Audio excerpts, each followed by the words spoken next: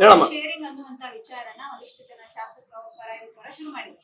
ಸತೀಶ್ ಜಾರಕಿಹೊಳಿ ಸೇರಿದಂತೆ ಪರಮೇಶ್ವರ್ ಅವರು ಕೂಡ ಇದರ ಬಗ್ಗೆ ಹೈಕಮಾಂಡ್ ಮಧ್ಯಪ್ರವೇಶ ಮಾಡಬೇಕು, ಸ್ಪಷ್ಟನೆ ಕೊಡಬೇಕು, ಇದು ಆಡಳಿತದ ಮೇಲೆ ಎಫೆಕ್ಟ್ ಬೀಳ್ತಿದೆ ಅಂತ ಹೇಳ್ತಾರೆ. ಆಸ್ ಎ ಸಚಿವರಾಗಿ I personally feel no MLA should speak about it. Any cabinet ministers, ಈ ಸಿಎಂ ಅಥವಾ DCM ಅಥವಾ ಈ ಚೇಂಜ್ ಆಗ್ತಕ್ಕಂಥದ್ದು ಪ್ರಕ್ರಿಯೆ ಹೈಕಮಾಂಡ್ ತೀರ್ಮಾನ ಮಾಡಿದ್ರೆ ಇಲ್ಲಾಂದ್ರೆ ಹೈಕಮಾಂಡ್ ಬಿಟ್ಟಿರ್ತಕ್ಕಂಥದ್ದು. If you ask me personally, nobody should speak about this ಅಂತ ನನ್ನ ಅಭಿಪ್ರಾಯ.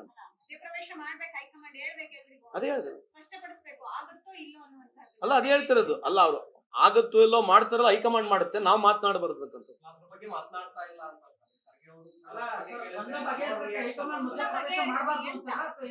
ಅಲ್ರಿ, ಗೊಂದಲ ಐತಿಲ್ಲ ಅಂತ ಅವ್ರು ತೀರ್ಮಾನ ಮಾಡ್ತಾರೆ.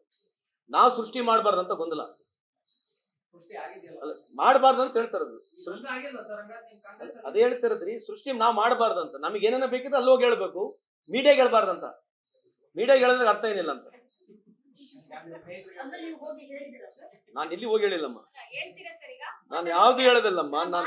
ನೀವು ಕೇಳಿರೋ ಪ್ರಶ್ನೆಗೆ, if anybody has got any expression rather than coming and telling in public, they should go and tell the high command ಅಂತ ಅಷ್ಟೇ.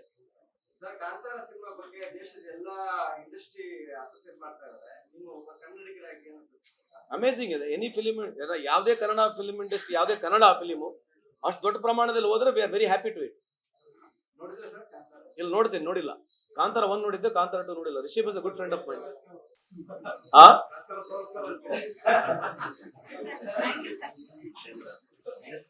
ಸಚಿವ ಸಂಪುಟ ಬದಲಾವಣೆ ವಿಚಾರ, ಕೆಲವು ಶಾಸಕರಿಗೆ ಸಚಿವರ ಮೇಲೆ ಅಸಮಾಧಾನ